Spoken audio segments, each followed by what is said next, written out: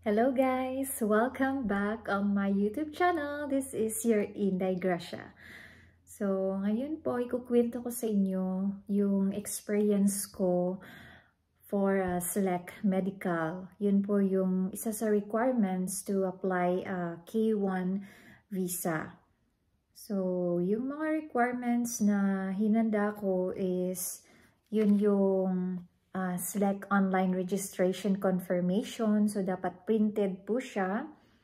Meron 4 pieces of 2x2 picture, vaccination records, K1 FTP, at saka yung DS-160. So, yung schedule ko nga pala, it was November 18. Yun yung first day. Tapos, second day, which is, naman ako, walang problema. So, 19, nakuha na yung result sa akin. So, ganito po yung kwento. First step po is, pumunta ako dun sa Select Medical. So, on the ground floor, meron silang entrance door. So, pumunta ako dun yung sa may gate nila. Meron po dun guard to check their documents, all your documents. So, pinakita ko sa guard yung confirmation ng Select, Select confirmation. Tapos, sabi nung guard, diretso lang daw ako. Tapos, pasok sa may right side na door. So, pagpasok ko sa may right side na door, ang daming tao guys. Pero, may staff doon na super polite, tsaka ayun, in-entertain agad ako, kinuha lahat yung documents ko, mga requirements, tapos pinapasok agad ako doon sa photo booth for capture digital photograph. So, same ground floor pa rin siya.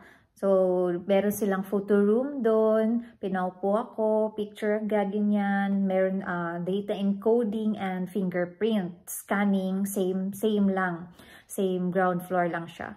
So, after nun, pinapunta agad ako niya sa 5th floor, which is yung payment. So, sa payment nga pala guys, sa akin is yung ginamit ko kasi is nilagay ko sa card or savings ATM card yung payment ko. So, hindi ako nagdala ng cash. So, kasi nga doon sa nila, pwede naman daw sa card. Pero nung nasa cashier na ako, sabi niya is, hindi nila allowed yung debit. Credit, pwede pa. So, kaya bumalik ako sa baba, which is, nag-withdraw ako doon. Kaya kung mas maganda, kung may cash kayo, cash na lang. Or credit card. Yan, para hindi na makaabala na baba na naman. Tapos, okay. So, nag-withdraw ako doon. Meron naman sa baba nila. Galing nga lang, meron charge kasi video yung gamit ko. Tapos, parang yun sa kanila, SSS ata or other bank siya. So, after payment on 5th floor, pumunta ako doon.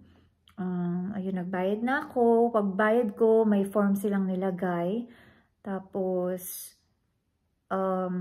afternoon, pinaupo nila ako doon sa may line na kasi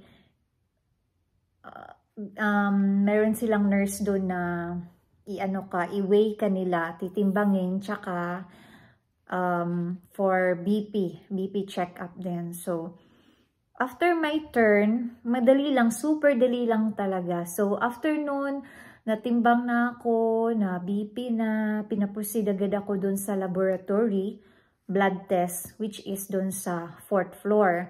So, punta agad ako sa 4th floor, sa elevator. Then, pagpunta ko sa 4th floor, wala masyadong, actually, yung flow nila is super, super fast. So, pumasok agad ako doon, kinuha ko yung coat ko, tapos, yun nga, sabi nung nurse na, na ba ako, kumain na ba ako, kasi nga nung time na ng check-up ko is 1 p.m. So, actually, hindi ako kumain. So, sabi ko lang, I had a brunch because I had breakfast like, it's close to, noon time also. So, kasi yung sabi niya, kukuha daw siya ng parang 4 or 5 yung ganyan na bottle ng blood. So, ayun, sabi ko nung pagtusok na niya, kasi sabi niya, yung parang napaka-thin, di agad nakita nila yung nerve ko. So sabi ko naman, yes, yung dati rin na kinuhaan nila ako dun sa Dubai, di agad nila nakita. So ayun, nilagyan lang nila ng rubber, pina-close lang yung face ko, yung hand ko. Tapos kinuha na sabay questions na okay lang ba, di ba ako nahihilos? Magsabi lang ako kung nahilo na ako, or wag lang maging yung nervous, ganun. Yun yung mga question ni nurse sa akin. Super bait, guys. Super bait ng staff nila. Tapos, one question is, rin kung buntis ba ako? Sabi ko, no, hindi ako buntis. Meron din pinabasa doon ng mga guidelines nila. And other questions din is kung meron ba akong mga sakit na HIV dati, tuberculosis, mga ganyan. Sabi ko wala akong sakit na ganyan. Tapos kung ano yung vaccination ko, sabi ko meron akong COVID vaccination, which I had 2. Second dose. So, yun. So, after noon, sabi niya, pahinga ka muna 5 minutes or 1 minute, 2 minutes. Then, hindi ka na nahilo, pwede ka nang pumunta sa next for chest x-ray. So nag-rest lang ako ng siguro mga 1 minute lang kasi okay naman, wala namang problema. So after nun, pumunta ako sa third floor. Third floor, which is yung nila, chest x-ray. So yung sa chest x-ray nila, pumunta ako muna dun sa kanilang, meron sila yung information. So, binigay ko yung form na binigay ng nurse sa akin. Pinakita ko. Tapos, sabi nung nurse, umupo lang ako. After nun, tatawagin yung pangalan ko. So, after few minutes, tinawag na yung pangalan ko.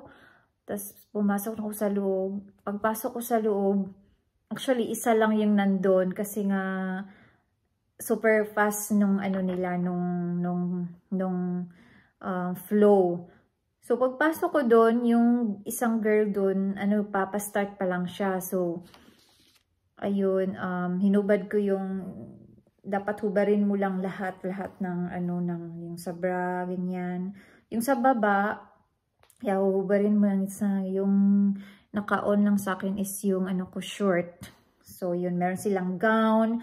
Tapos wag mong i-tie up yung sa likod kasi kasi sa amin tinay up ko yun eh. Sabi nung nurse, may instruction ba doon na ita-tie up? So yun, nung tinawag na yung ko, pinano yung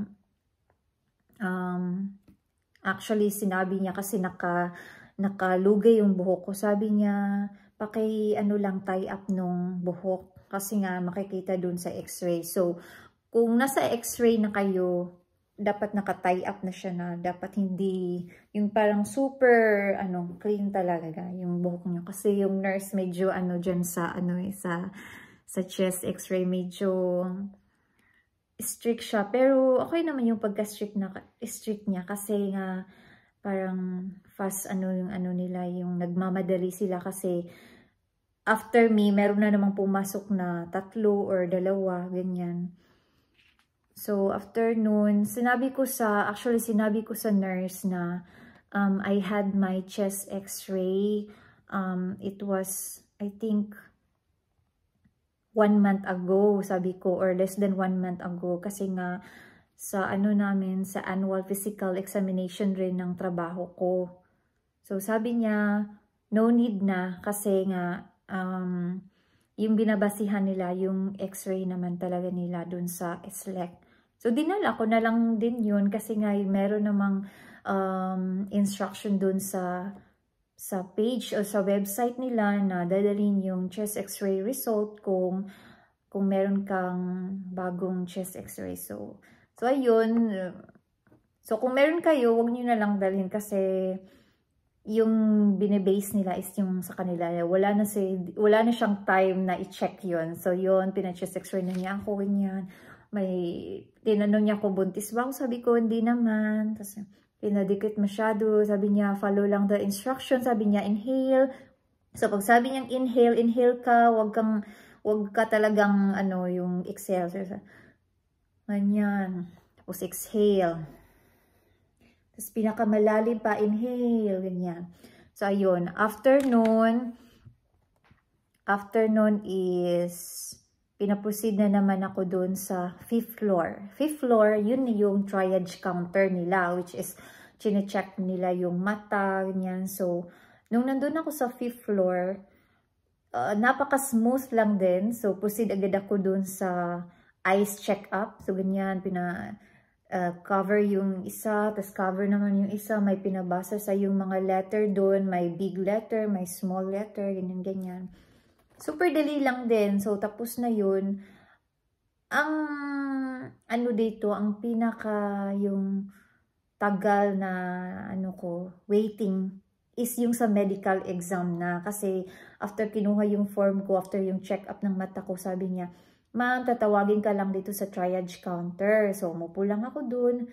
And you know how many hours I waited to call my name? I was waiting for like, oh my God, I think 2 or 3 hours. So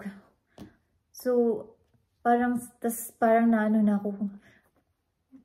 Ba yung form ko dun? Napasa ba yun? So, pumunta ako sa staff dun. Tanong ako, sir, tatawagin lang ba yung pangalan ko? So, sabi niya, yes ma'am, tatawagin lang po. So, ayun, umupo na naman ako. So, after like, I think it was really 3 hours or more than. So, after noon, tinawag na yung pangalan ko for medical examination. So, may staff naman doon na i-guide kanila. So, ma'am, nung tinawag na yung pangalan ko, upo ka muna dito. After paglulabas na yung isang dito kasi by room yung medical examination nila. Oo, so doktor na yung mag-i-examine sa'yo. So, nung lumabas na yung isang kliyente niya, tapos pumasok na ako, kinuha ni doktor yung yung passport. Oo, kinuha niya. Tapos yun, pinahubad ako. Sabi niya, okay, while maghubad ka, mayroon siyang mga tanong, which is yung mga tanong niya is, anong pangalan ko, when is my birthday, ganun, kung pregnant ba ako, kung meron ba ako mga history ng STD, tuberculosis, sabi ko wala. Tinanong din niya ako yung about sa kung annulled, kasi sa akin is annulment ako, so sabi ko yes ma'am, annulment. Yung reason, tinanong niya. Tinanong din niya yung natapos mo, ganyan, yung background. Tinanong din niya kung saan sa US yung petitioner mo, address, kung ilang taon, anong pangalan, ganyan. So, lahat yun, may mga tanong na, huwag ka lang kabahan, actually, ka lang, syempre, kabado, pero try to calm, So, while I was, naked na. So, yung lang sa akin is yung panty lang, yung naka-on. Almost are really off. So, pinahigan niya ako. Chinek niya yung dito ko. Sabi niya, tumingin, like that. Tapos, may kinapa siya dito. Ganyan na naman, may kinapa siya. Tapos, pag ganyan, tapos pinalunok ako. Ganyan. Tapos, pinisil niya yung sa may lower abdomen ko. Oo, chinek niya lang actually kung may tattoo ba ako. Ayat, inanong niya nga pala kung tattoo ako. So sabi ko, wala ma, pero sabi niya, yung kilay mo, tattoo yan. So sabi ko, okay mama, micro shading kasi to. So yun, tinanong din niya kung meron ba akong mga domestic violence sa past ko. Sabi ko, wala, ganyan. So, ano pa yung chinek niya? Kung meron na ba akong chicken pox? Sabi ko, yes ma'am, I had before when I was elementary. So, chinek lang din niya kung meron bang mga scars ng chicken pox, which is, yun yung parang proof ba? Tapos yung vaccine mo dito, nung bata ka pa, chinek din niya yan, kung meron ka niyan. Oh. So, ayun lang. Hindi naman niya yung breast mo, yun lang. So, di na chinek kung yung anong puwet mo or whatever. So, yun lang yung chinek. Chinek niya kung meron ka bang mga pasa, ganyan, or yung mga scars na maybe something na ano ba, ma-wonder sila kung like scars here, ganyan. So, medyo, yun nga, kabado ka, pero okay naman, after nun, madali lang din. Oo, yung waiting lang ng medical exam, it takes 3 hours plus sa akin nun kasi ang daming tao. But before the medical exam, it was really smooth process. So, after nun, pinalabas na ako. So, tumingin ako ng vacant seat. So, nung pupunta pa lang ako sa vacant seat ko, kakaupo ko pa lang, tinawag na yung pangalan ko. So, I was like, oh, wow, good. So, I went there to the counter of triage counter. Tapos, grabe guys, yung instruction ng nurse, super fast. So, sabi niya, okay ma'am, ito yung form mo, babalik ka bukas, ibibigay mo to sa guard, punta ka bukas, and just show all this document to the guard. So, pagkita ko nun, white form. Tapos meron akong mga nababalitan. Basta pag white form daw is no need na for sputum, ganun. Pero di pa rin ako kampante kasi nga mas maganda yung, alam mo yung result. So, din ako nagtanong, diretso na ako, baba, ganyan, baba. Tapos uwi na ako. Kasi nga, okay, white form. So, pupunta na ako bukas 3:30 yun yung sabi ng nurse. Okay. So, ayun, pagka second day, 3:30, before that, like 3 o'clock, andun na ako, pinapasok agad ako ni guard. Pagpasok ko, pinapunta ako dun sa second floor, which is yung immunization na. So, I was like, oh, I was thinking like, I think I'm positive na, hindi wala, I mean, positive, wala akong problema, not sputum, So, pero, of course, not yet 100% happy. 100% happy ka na or kampante once na immunize ka na talaga. So, after nun, I put my passport and the forms on the basket there with the nurse. And then, I sit after and then, you will wait to call your name. So, after like, siguro mga 15 minutes to 20 minutes lang yung upo ko doon. Tapos sinawag na, ayun, 15 to 20 minutes lang upo ko waiting. Tinawag na yung pangalan ko. Tapos pinapasok ako doon sa nurse. In-injection na ako, may pinabasa. Oo. While binasa ko yun, tanong siya kung nakailang ulit silang tanong kung buntis ba, ganyan. Sabi ko, hindi naman. Nandito ba yung petitioner ko? Sabi ko, yes po, nandito po siya. Tapos sabi niya, within, I think 30 days ata, di mo na magpe-pregnant, ganyan. So, sabi din niya kung ito pa lang ba yung vaccine. Sabi ko, may vaccine ako dati sa COVID, which is first dose and second dose. Yun lang, tsaka 2 inject dito, tsaka dito. So, ayun. So, after nun, like, oh my God, I was so happy na kasi, alam mo nang sinabi na, after immunization na, sinabi na niya na, okay ma'am, proceed ka na sa ground floor for releasing counter or area. So, ayun na, 100% happy na ako. Tapos, yun, pumunta na ako sa ground floor, tapos, like 5 people are waiting there. Oo. Tapos may nauna sa akin na tinawag na, ako yung pinaka-last actually na tinawag. I was also again nervous. Baka may problema na naman yung ko. Pero nung last ko na, tinawag na ako, in-instruction na, okay ma'am, picturean mo lang tong QR na to, QR code dito, tapos ito. Kasi for feedback yung QR code na isa, yung isa naman is for the requirements of the K1 visa US interview na. So, afternoon, binigay na niya yung, yung desk ko. Tapos, itong result ko. Okay? Tapos, yung brown envelope, which is yung brown envelope, yun yung dapat para sa US Embassy. Hindi mo yun bubuksan, nakalagay dun for US Embassy, do not open. So, pero ito yung personal copy mo, saka ito. So, yun guys, yun yung experience ko on my medical exam on SLEC. And tips ko lang is, actually, I was also worried, no, na ganyan nga, may mga sputum test, ganyan-ganyan, madidelay yung mga, ano mo, yung, delay pending, kung meron kang sputum test, or may mga positive kang ganyan ba. So, ginawa ko lang before my, actually, my medical exam on SLEC, is yun nga, ano lang ako, steam lang ako lagi, steam with salt there, tsaka yung may tsaa din ako na ginger tea with lemon, yun, ininom ko yun.